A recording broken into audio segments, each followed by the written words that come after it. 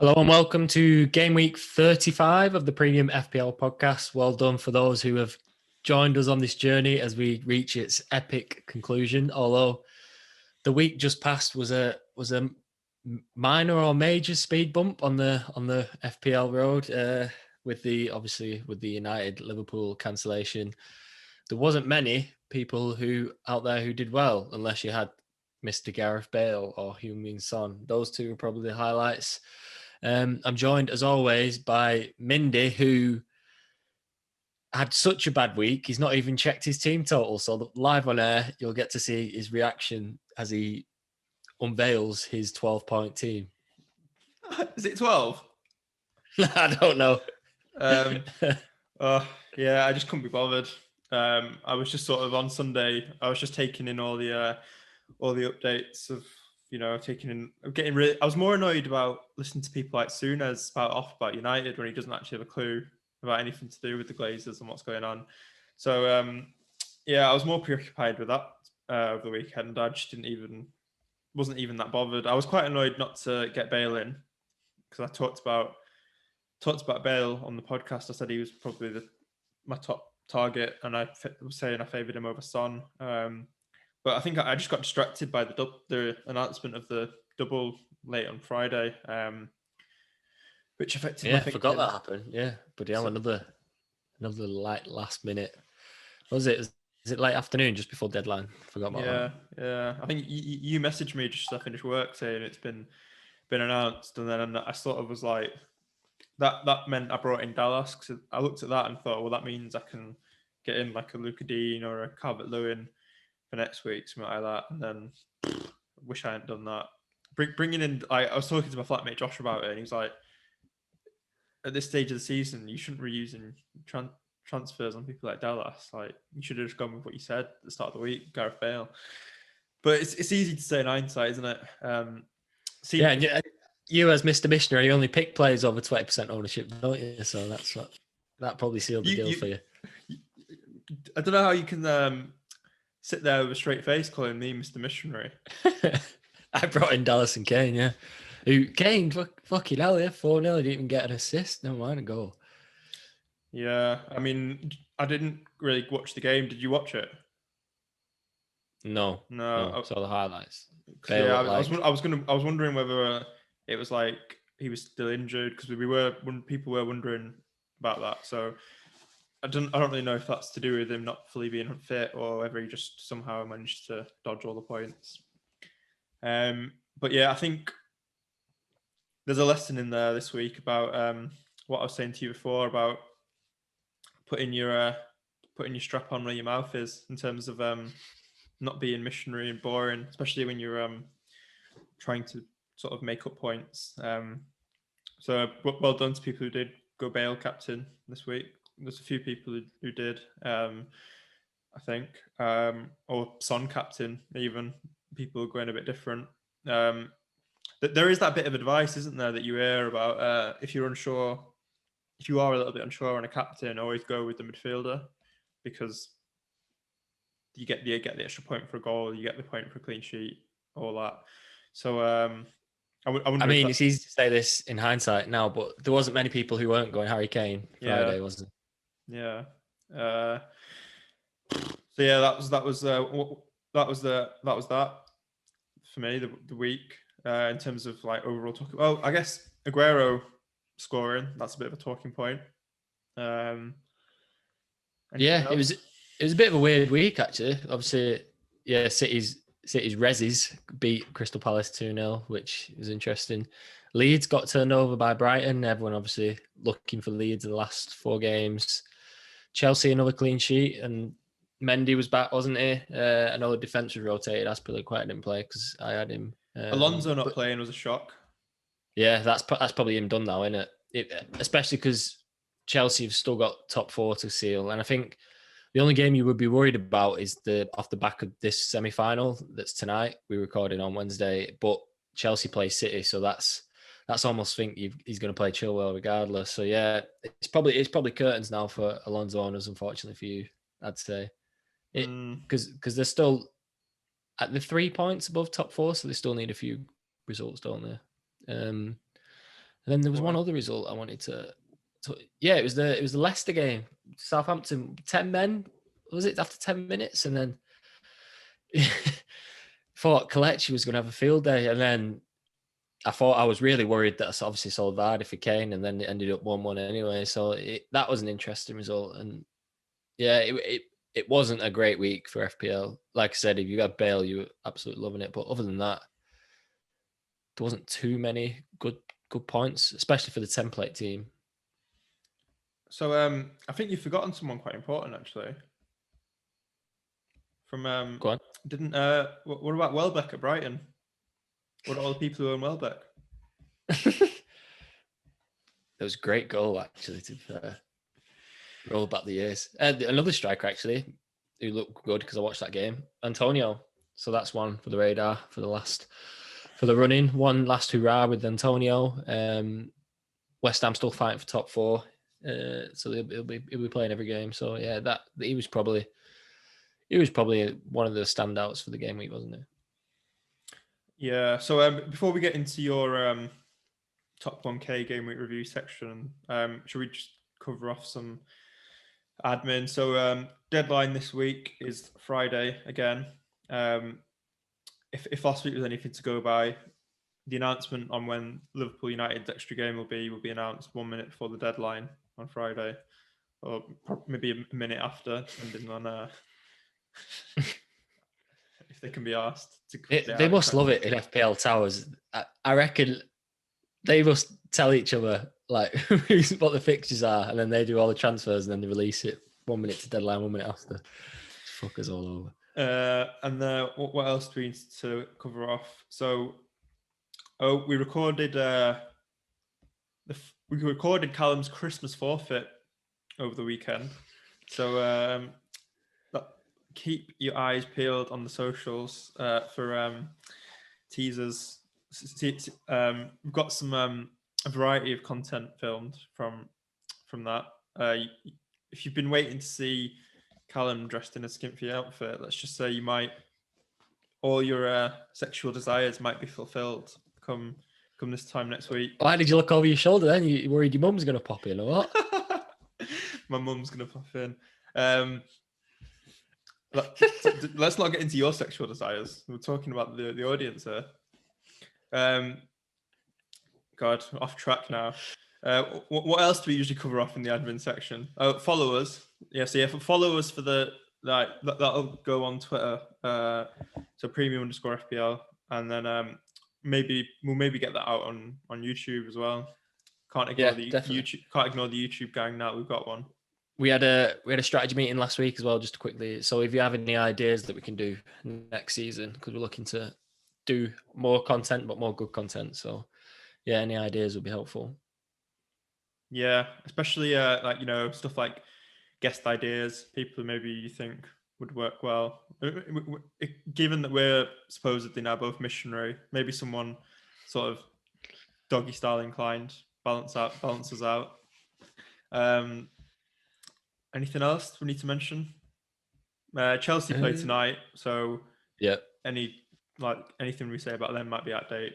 So and the Europa League as well, United and Arsenal. Although United 6-2 up, so hopefully they'll rest a few key players. Although Ole does like to roll out Bruno Fernandes, even if the game meant nothing, so he probably won't be rested. Well, but there might be a few. I think Shaw might be rested. I think it might be a case of Bruno telling Ollie when he's playing or not. I think he kind of has that relationship, kind of like Kane with Mason. Probably Bale with Mason. It's like he tells sometimes when Ollie brings him off 5 minutes early, looks like he wants to kill him. So yeah, I think Shaw might get a rest in Europa League though Thursday. I think Tellez might play. Yeah, he's probably the one, isn't he? So yeah, Shaw owners probably don't have to worry. But yeah, check those lineups on Thursday for the implications for your team. And then let's get into it. So should we get into your Project 1K segment? I forgot to tell you actually before we went on air. rather than clipping this bit up, I think it's best that we clip up. We're going to do a best like 3 players for the running, so I think we'll clip that up just because with the fixture uncertainty this week, I'm not sure what moves I'm going to make, and I don't think it'll make for too exciting a video, so we'll do that instead. Just to cover off my team. None of your segments make exciting video anyway. I don't know what you're on about, mate. My wildcard team went viral. I thought I was going to get paid adverts, So yeah, quickly wrap up my team. I got 32 points, which is terrible, but not many people did well this week because we covered off already. Mendy clean sheet. It's good to see him back. Hopefully that's him now for the running. My only concern is when Chelsea wrap up top 4, if they do, that might mean Kepa's back, especially in the Champions League final. So he will come out after the double because Chelsea blank, don't they? So that's probably one. Yeah, and it was just total wipeout with that Liverpool United game. I ended up having 5 players who would have come in for that game. Jota, Salah, Fernandes, Shaw, Trent. So that was shy. Iheanacho got an assist, but you'd expect more. Kane, blank captain. Son was the only saviour, really. 12 points. Son and Mendy, 7. Kim Davis came in for 1 point, which was a bonus. But yeah, very much looking forward to the doubles. If the Liverpool game does get... So I think Ben Krellin, who we've talked about previously in the podcast, who's a great source of predicting fixtures. He thinks that the West Brom game for Liverpool that's in 36 will be brought forward. And then that'll mean that Liverpool double this week and then have a game in 36 against United, which means United will double and have a game as well. So what could have been a nightmare situation for quite a lot of people navigating it, I think that game makes it easier because now I've gone from 5 players doubling this week to 8. And then off the back of that, I think I've gone from a team of 6 to a team of 9. So I think people who do have United and Liverpool, you've had a shocking week this week, but I think that kind of helps us for the next 2. So I'm not looking to make any transfers this week, especially if that Liverpool game gets rearranged, because then I'll have, as I said, I'll have 9 doubles plus Son and Kane, and I think that'll tie me over for 36, and then I'll probably assess the situation from there. Okay, nice. I zoned out a little bit there. Did you cover your? You mentioned your new rank. No, I didn't. Good job. You didn't zone out fully, isn't it? So my rank, I went down actually from, was it 2008? I think I was, to 2,789. So is that it? God, I was hoping you would have dropped a bit more. I think Son saved me. I'm guessing the only people who overtook me are probably the Bale balls out people. Maybe Wood, because Wood got a goal. But I'm struggling to think of any other players that would have cost me really. I think Bale would have been the one. Those who went for Bale. Right. Yeah. Oh, it's just annoying every time I hear his name now. So Bale. I'll get into my team. So I've not, as I was saying before, I've not checked yet. So I'm just checking on the Twitter page. So my last rank was 28k. I reckon I'll drop to out of the top 50k. But let's have a look. Points prediction 20. The live reveal. Right, let's have a look then. Points. Oh, 22. I mean, it's still shocking, but 2 points higher than what I thought I'd got. Yeah, there's not much to talk about with that. 45k is my new rank, so clinging on into the top 50k. At least Alonso got 9 minutes for you to get you a point. That was good. Oh, it's so depressing. Dallas 1 point, and then Fernandes, Salah, Greenwood, Alexander-Arnold all didn't play. Nice one. I'd say Son's crying, but no, I didn't have Son. And yeah, that's it. Captain Kane. I mean, don't give the listeners too much to hold on to. I mean, the listeners are just lucky I'm still here recording. I should have just thrown my mic away and just turned up for the first day for next season. But yeah, no, I think as I was saying, I'm not actually that pissed off with it, just because as a United fan, I was quite pleased that what happened over the weekend. Apart from the police officers getting injured, I think on the whole, though. Yeah, good job. You saved yourself there. BBC employee advocates violence. I'm sure that'll go down well. You can't tarnish mostly peaceful protest by the actions of a very small minority. We've got Gary Neville on the podcast. Well, I would never come across as passionate as Gary Neville. Did you see when Dave Jones almost cut him off and he was like, "Don't you dare interject me." Kind of. He runs Sky now. Him and Carrie, they're untouchable. They could probably turn up with a top off and no pants, and they probably could just do a program. No one would bat an eyelid. Even Carragher was defending the United fans. That's how you know United fans. Most United fans were angels. So, anything else to say here? Souness could have been killed, mate. I guess I should just say I'm probably gonna have to amend my rank aim with that though. So, top 10K is now a lot harder than what it would have been. So yeah, maybe top 20K again. I'll aim for that. What do you think I should be looking at with a few game weeks to go? How many transfers you got next week? 2 or 1? 1. It's tricky, isn't it? You don't know how many people got rid of United and Liverpool players before that game. So there might be a few. You might have an extra game on a few people. So that might be interesting. I mean, it'd be tricky just because the people with free hit still left to play. That might do you over. I think I'd still aim 10K and see what happens. Fair enough. Some words of positivity. It's had no impact on me. I'm still feeling 100% negative. Should we get into the running order then? What are we talking about this week?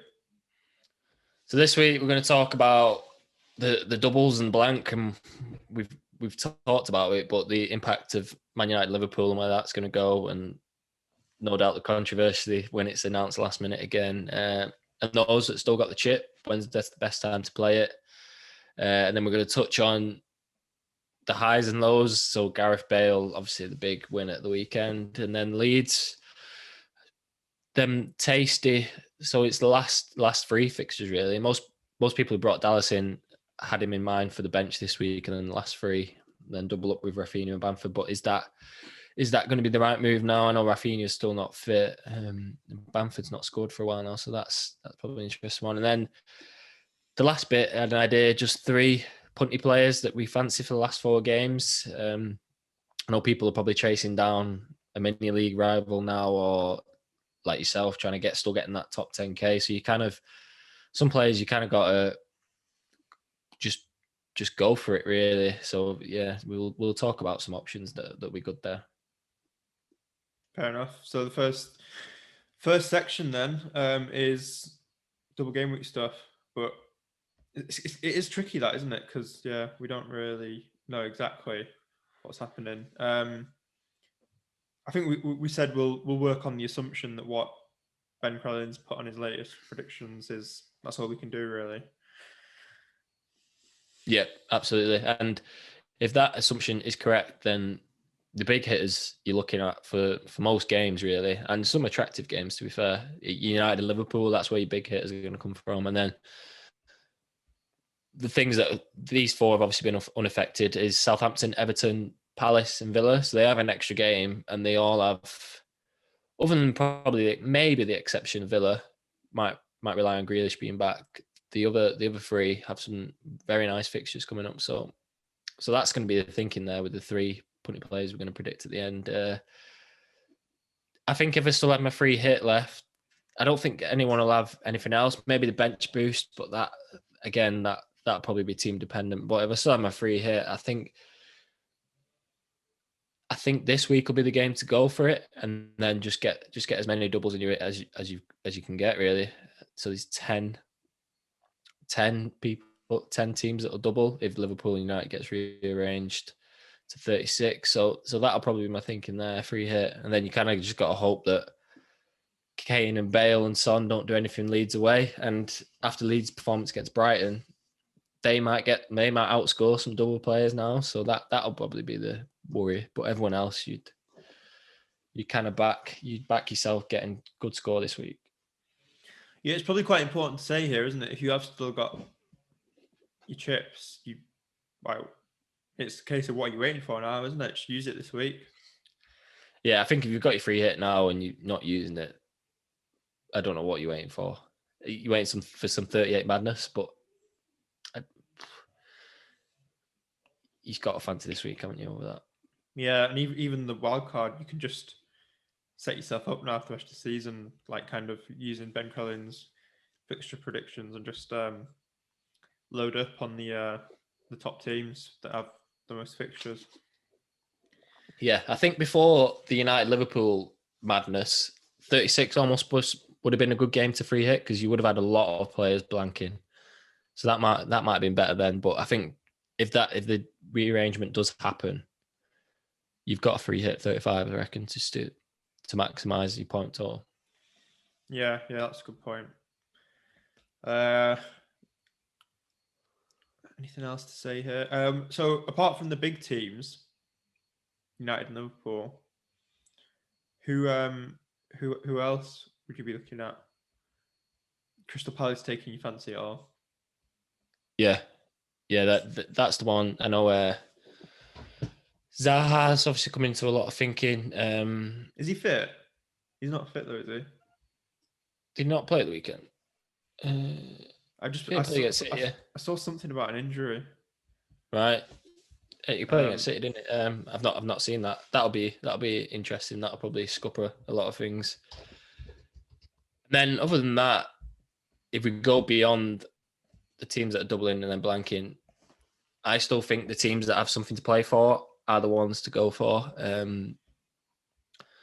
So then if you look further down, teams that are not. So Tottenham, this is if you're planning beyond the free hit. Tottenham, West Ham, even Leicester's the tricky one because they blank in 36, so it's kind of hard to advocate them. Liverpool, but we've obviously talked about them. So I think that top four race is going to be key for players who are going to do well, I think, because the relegation's almost sewn up now.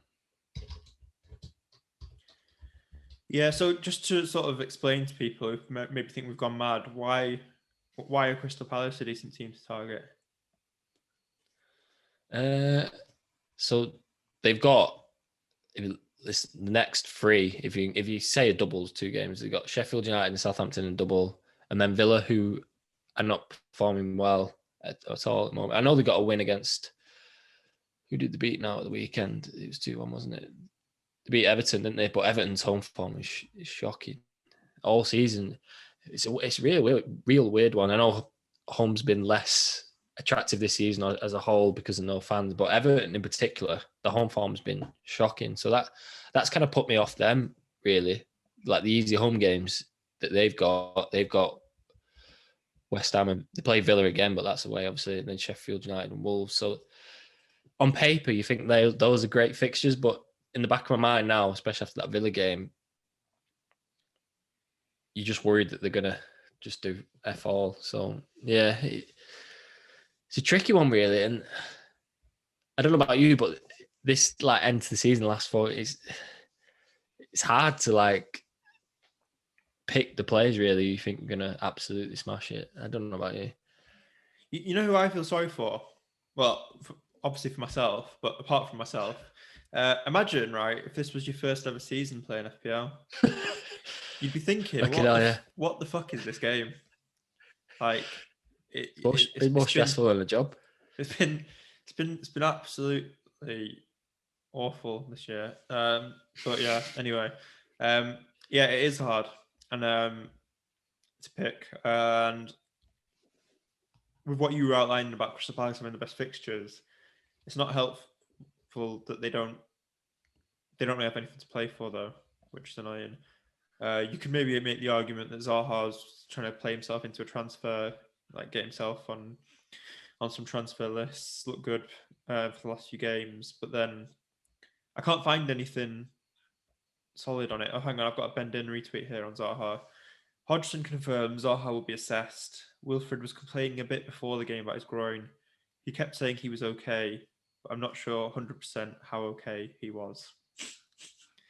So yeah, there's about as much certainty in that statement as there's been in all double game week news all season. So I guess you just have to keep an eye out on Friday for updated quotes from Hodgson on Zaha. But yeah, it's not annoying if he was saying that he was complaining a little bit about his groin before the game. Yeah. I mean, for me, that'd probably just put me off Zaha, I think. Yeah. If he misses any of it, if he misses one, it kind of just means it was pointless getting him in. Yeah, you're probably right. Yeah, especially when the first one's Sheffield United. What else was I going to say? I'd keep an eye out just to check if you're looking at any of their defenders. Just keep an eye out to check that I think there's some talk of Cahill maybe being injured, and their defense is a lot better when Cahill plays. So keep an eye on that as well. I wish I'd checked while on that point. I wish I'd known before I brought Dallas in that Calvin Phillips was injured. I don't know if that information was available at the time, but if I'd known that, I wouldn't have got Dallas in and would have saved a transfer.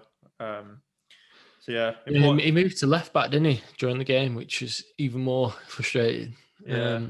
I think if you've got him in now, if you can if you don't need him this week, which I had in mind anyway, and I didn't expect him to be playing for me this week. But then beyond that, I think you've got to keep him now if you made that decision. You don't want to be wasting another transfer to get him back out when they've got Burnley, Southampton, West Brom. I think you've just got to suck it up and hope he performs. Really, you want to make your transfers on the premium assets, not to plug our brand, but I think last 4 games, other than your real punts that you really do fancy, I think it's the premium slots where you've just got to go. What is it? You got 4 transfers, make them count really. And I think probably not this week because obviously Chelsea single game week, but 36, I really want to get the big man back in, big Sergio, just for that last little free. But I think there'll be loads of players doing that.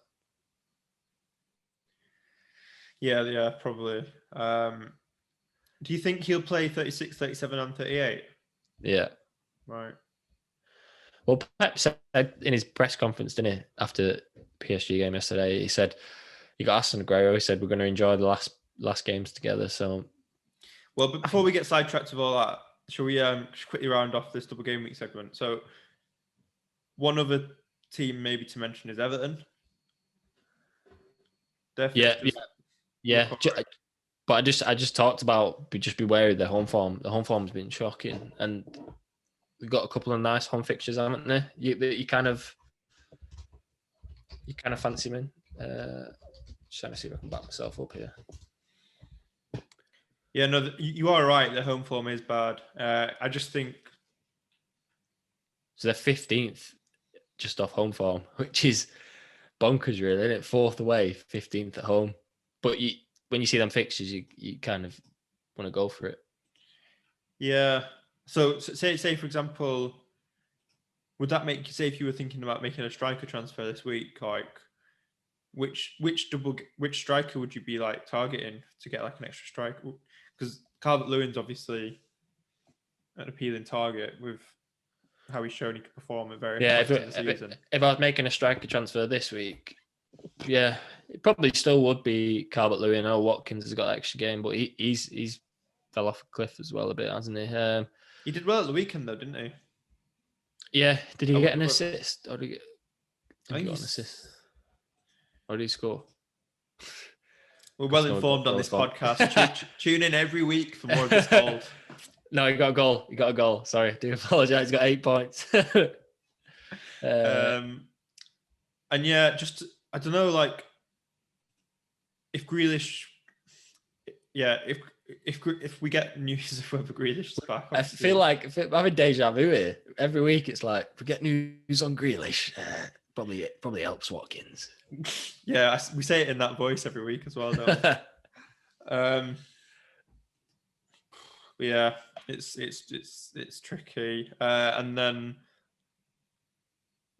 what else do we need to say here? Don't I guess the main thing is don't lose your United and Liverpool players now, because and don't bring in Chelsea or Leicester, I'd say, unless you've got a strong burning desire. I just wouldn't do it. I know they got a double this week. Chelsea's double isn't even that great. City, Arsenal, and you don't know about rotation. Leicester's is Newcastle United. Newcastle and United. I said a football team there. But those two have a blank straight off the back of it. So, and then Leicester have got Chelsea Spurs to finish. Chelsea got Leicester at Villa. So, yeah, probably those two I'd avoid, despite you thinking, oh, they've got a double. Let's get all play. I think I'd avoid them. Right, unless you've got a strong burning desire. Yeah, unless you really think Jamie Vardy is going to smash it against Newcastle, which could well do. Strong burning desire. Sounds like words of a man who's got some missionary coming up later this evening. Let's move on to the next section. Yeah, there wasn't much to unpick this week, really, because obviously it was such a bad game week, and all the main players either didn't play or didn't do well. So, just 2 points I probably want to touch on is Gareth Bale, who you picked out last week as someone you were going to bring in, but typical of your real like FPL style, just no cojones, don't follow through with anything you say. So that was no surprise there. Wasn't a shock to see you bring Dallas in over Bale, but going forward, even though they've got a single fixture this week, that Leeds game now, it almost looks more attractive than some doubles. And then Wolves, Aston Villa, Leicester off the back of that. I think I'd probably hold it out and hope that Bale doesn't smash it this week. But if he does really well again, then he'll be the most transferred player in 36. If he gets a goal, at least, he'll be the most transferred player in 36. Because that Wolves, Aston Villa, Leicester, and if Tottenham are still hunting down top four, he'll be the man everyone goes for. So it's just a question of, well, you've already missed the boat, really, with 1 week. But do you go this week?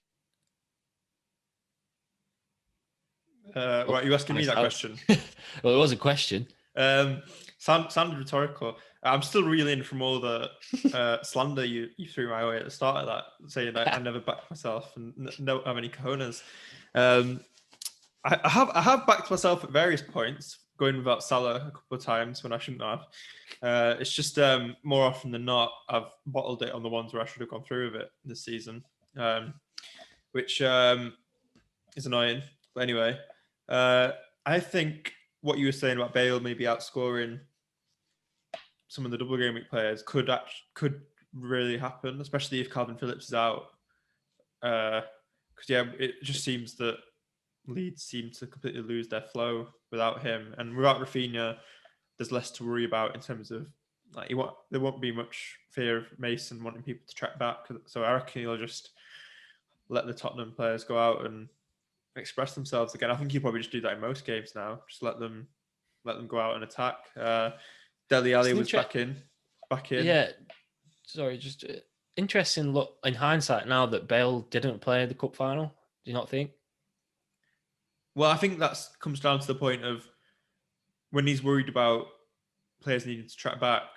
He probably wanted Lucas Moura's like energy in that game. Whereas now he's not. They don't need to worry about that. Yeah, the 5 points off, but Chelsea do have City at the weekend. So if Chelsea lose and Spurs win, they're right back in the mix. So they're going to be going hell for leather for it, aren't they? Yeah. So they've got to still go for it. With 5 points behind, they've still got to go for it. I think, I would love to correct it this week and just get Bale in now, but I don't really have a way to do it without losing one of the United or Liverpool players who we've just said you shouldn't really be taking out now. So yeah, I'm probably going to have to suffer through another Bale haul this weekend, which I'm already looking forward to. Another couple, we should probably give them an honourable mention. So Serge Aurier and Reguilon, however you say it. The hell have you been to Spanish classes? You know, when I was a kid and watching Match Today or commentaries, and commentators would always get players' names, like even like easy ones, completely wrong. And I remember thinking, God, these idiots, like it's their job to talk about football and they don't even know. And here we are with the podcast, just getting players' names wrong every week. What do you mean you? You said we? Yeah. Insinuate me? And what his name I got wrong? Don't bring me to this. I'm sure there's been occasions where you've got players' names wrong. Oh, carry on. I'm gonna make a point of writing down every once at the end of the season now, just to keep an audit trail. What were we even talking about there? You were talking about Tottenham defenders. Yeah. Would you look at maybe one of the attacking Tottenham defenders now? No, just because I've got, not to be too blunt, I've got Kane and Son, and I'm kind of opening in a Bale slot if he does start to smash it, which would put me off. If we only had Kane, for example, then yeah, potentially. But I think if you've got Kane and Son, I think just be prepared for the Bale train, really. But I do get your point that Aurier, especially that last game, 2 assists. Yeah, the link up with sort of Bale on that side was good, wasn't it? Yeah. The other thing actually to say on Bale, without sounding too obvious, is that he just looked on it. Like when he was in on goal, he had that look of someone who just knew he was going to score. He didn't look like me on a 5-side pitch. It's like, I think was it his second goal where he was running through and goal, and I think Lo Celso was running through behind him, and any other player, you'd be busting a gut for him to square it, and Lo Celso was almost jogging like there's no chance he'd pass it through there, and he just absolutely flung it in top corner. Yeah. And yeah, there's that thing probably running through his head that every goal he scores is a middle finger up to Mourinho for not playing him more. So there's that element as well, isn't there, with Bale for the rest of the season? Yeah, and he's going to be wanting fit for the Euros as well, and he with Wales. So yeah, he's going to want to arrive in tip-top shape. I think he said that in the interview, didn't he? That's what we criticised. He said, I'm only going to be here for one season, but I'm going to use it as a way to get fit for Wales, which wasn't what Tottenham fans wanted. Yeah, but basically what he said there is, Tottenham, I'm using you as my Pure Gym membership for this season. Yeah, pretty much. So the other thing you had on here was to maybe talk a bit about elite. So yeah, you're saying you're not playing Dallas now. Yeah, I was never going to play him for the Spurs game, but I think even if you were planning on it for Dallas, I think the fact they moved to left back and that might happen again, I'd reconsider that now this week, playing him maybe. Yeah, I would. If I brought him in to play him this week, then I would say maybe get rid of him. I don't know if he's featuring your first 11 at all, but I always had in mind that he wouldn't be playing for me this week anyway. So if you're in that position, I'd probably just hold him now for the rest of the season. Wolves, Aston. Oh no, I'm reading the wrong fixtures. Burnley, Southampton, West Brom. Those are 3 on paper great fixtures. So I'd be reluctant to sell him. If I was forced to play him this week, then I might be looking to sell him if I had no other fires to burn out. But I think for me, what it's meant is if Rafinha if he is injured or he's going to come back, I'll probably wait now. If they have another poor performance against Tottenham, I wouldn't be rushing for the players for the Burnley game. Whereas previously, I always had in mind that Iheanacho was going to turn to a Bamford or Rafinha was going to come in. So right, yeah, it's changed my thinking there. It's almost as if Iheanacho to Antonio is the move now for 36. I know Iheanacho's in the form of his life, but that blank in 36, followed by Chelsea and Spurs, is quite a tricky run. So Antonio's probably pushed ahead of Bamford in that respect. The amount of times I've transferred in and out on Antonio this season, But yeah.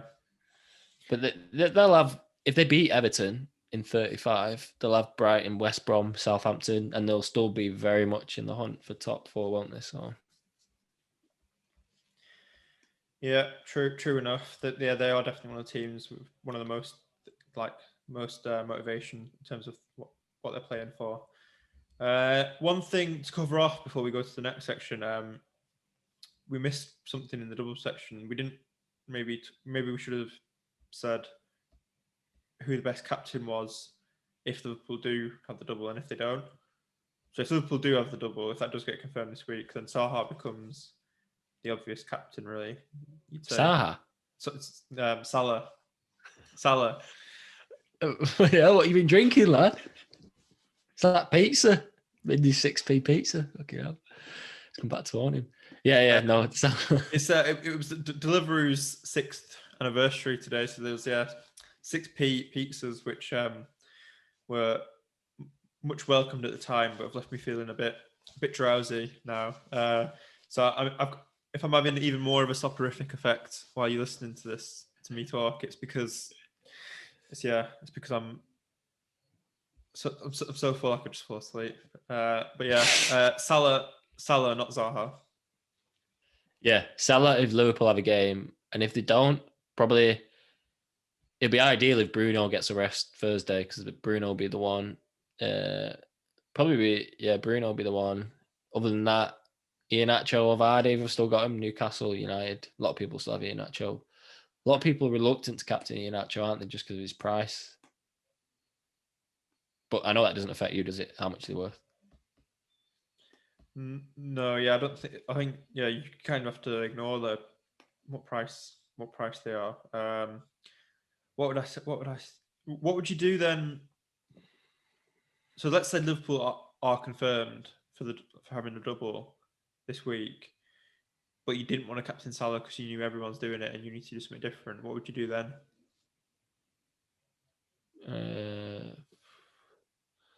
Southampton, West Brom, isn't it? Would you maybe go for like pushed for a Liverpool player, but probably not Jota, just because I know the team sheet got announced in it before that game that wasn't so, and Jota was on the bench, so that's always going to be the back of my mind. Probably Trent would be the one. Right. Salah or Trent. Mane's having a shocker, so those would be two. Fair enough. Yeah. So that's I probably agree with that. So yeah, let's move on then to your special section, the YouTube special, three punty players we fancy for the last 4 games. So I'll run through mine because I've written them down. You're going to have to freestyle it, I'm afraid, Mr. Mindy. So 3 players who fancy for the last 4 games. For here, I've gone for players who definitely do double in 35, have a game in 36, and then have a game through to, well, obviously everyone plays 37, 38. And the top one, obviously we talked about, we're going to have to wait on that injury. If he is injured for the Sheffield United game, then maybe not. But Zaha will be right up there. Sheffield United, Southampton, Villa, Arsenal and Liverpool. But even the Arsenal game looks okay, especially if they're in the Europa League final because their attention will be elsewhere. So he'll probably be number 1 as a punt. I don't know what his ownership is. I can have a look. His ownership is 9.7, which is higher than what I thought. It's still under 10%, so he'll be the first one. Second one probably be Sigurdsson. He's on penalties, free kicks. He very much looks like the best player for Everton at the moment. I think he lined up just behind Calvert-Lewin. He was very advanced in that Villa game. I know it didn't come off there, but they've got a nice run. West Ham, Villa, Sheffield United, Wolves, and City to finish, which might not be too bad of a fixture with their eyes in the Champions League final. And then last one's proper punt, Che Adams. Just because Southampton are still an attacking team. I know it was 1-1 at the weekend with Leicester, but that was because they had 10 men, so they kind of shut up shop. There's obviously conceding a hat full of goals, not much to play for. But with Danny Ings injured, he's still the main striker, and he's done quite well this season. So if I was putting on a striker, he might be the one there. Interesting. Yeah, all good I sort of agree with most of it, apart from Che Adams, I think. He was rogue, but yeah. I still think Southampton will score goals. So the criteria for this is they can't blank and they have to have a double in the next until the end of the season. Yeah, or not necessarily. Yeah, just 3 players who you would be advocating someone to bring in. I'm just wondering why you didn't mention Aguero there. Oh yeah. Well, I'll leave you to mention the big man. Okay, yeah. So Aguero, as you said, Pep talked him up after the game, saying we're going to try and enjoy the descent to his season, and I just think yes, City, especially with the champion. The only thing I'd worry about is that last game. Now that City are in the Champions League final, will he be more worried about giving the team he wants to start in the Champions League final a run out in the last game? It's interesting. There'll be a balance of keeping players sharp, but I don't necessarily think he'll be playing his best 11 every week. He'll just be rotating his best players so they get an equal game time. I don't think he'll start that last game with his best team. I could be wrong. Okay. Well, yeah, there's my first one, Aguero. 1.2% he's owned by currently, which is crazy. Yeah, I can see that rising fast next week. And then I jotted some names down while you were talking. Obviously, because I don't really listen to it. As soon as you start talking your segments, I just zone out most of the time. Maybe you should listen. You might learn a thing or two, lad. Well, I didn't hear you mention don't bring in Dallas. So I could have done with that knowledge last week. Even though you've just shat on Everton for most of this podcast, I think I'm not shouting on him. I'm just offering the opposing view. Okay. I think I'd still, if I had 2 this week and didn't just have 1, and you've got it works for your team. I think an Everton player with the fixtures is still a decent option. So yeah, I'm gonna go there again with Luca Dean. Last time Everton had a double, he picked up two clean sheets, and then he did nothing after that. But let's ignore that. The thing with Luca Dean is obviously there's the chance of clean sheets and the attacking potential. So one thing I'd say is if James is fit, I think James was injured for the last game, so that meant Luca Dean was on all or most of the set pieces again. But if James isn't about and he's on all set pieces, it does help him a lot in terms of points potential. More opportunity to stick a few crosses on Calvert-Lewin's head. So yeah, Luca Dean, and then for the last one, I think I'm going to go Watkins. Just because I think the last few. Let me just check his last few. So he's scored at the weekend, as you just discovered on this podcast. And I think he's actually been playing all right from what I'm seeing of him. It's just the rest of Aston Villa. And he got an assist against West Brom, and he got an assist against City, and then he scored against Liverpool, and he scored against. So he's actually scored or assisted in his last 5 games. So yeah, I don't know whether that changes your opinion on him at all. And just looking at the Premier League table, it's not a strong chance, but I think given that. I think would the team who become 7th this season get a Europa League place? Yeah, I'm not sure how it'll work. Obviously, it might depend on the Europa League and what happens there. And there's another competition, isn't there? Europa League 2. So there's a team that's going to be in there. If Europa League wasn't glamorous enough already, there's an extra competition next year.